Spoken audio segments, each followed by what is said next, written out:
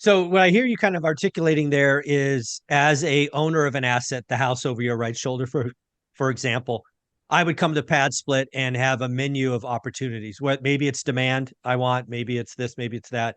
But in theory, I could select an option that says, "Hey, yes, I'm the owner, but I'm putting this on the PadSplit platform, and I want to be Passive. unknown, other than cast Yeah, as true, as passive as you can be." sure. That's what I hear you saying. Yeah. So like as the marketplace, like we fall into those three services. What we don't do through the strict marketplace model is like fix the toilet, right? Or we don't we're virtual, so we don't have people on site that are cutting the grass or checking electricity or the smoke detectors or what have you.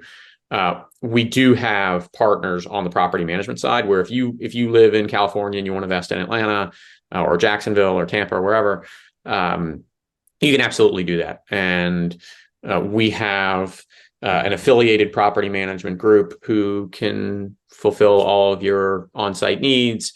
And candidly, there's a full ecosystem of property management partners as well that you can choose from. Very, very cool. Well, then you talk about having 8,300 units. It sounds like it's got to be growing given the housing needs.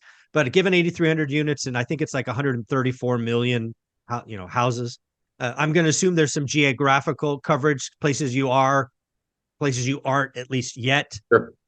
Is this kind of big city, kind of the Big Ten, or what are we talking? Yeah, I mean, can be anywhere. We have 13 major markets, but we can service anyone anywhere. Hmm. Our management strategy is that the people who are closest to the problems are the most equipped to solve them.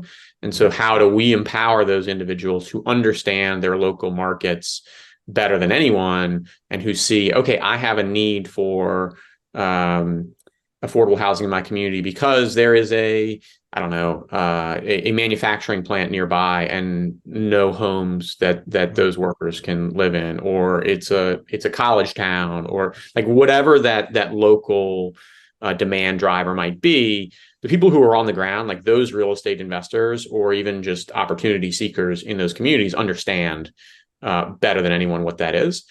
And so our job is, how do we empower those individuals with the tools, information, incentives to go solve the problems in their local community?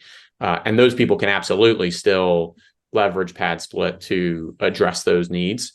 But yeah, I mean, like I know a lot about the Atlanta real estate market. I know nothing about the Seattle real estate market, for instance.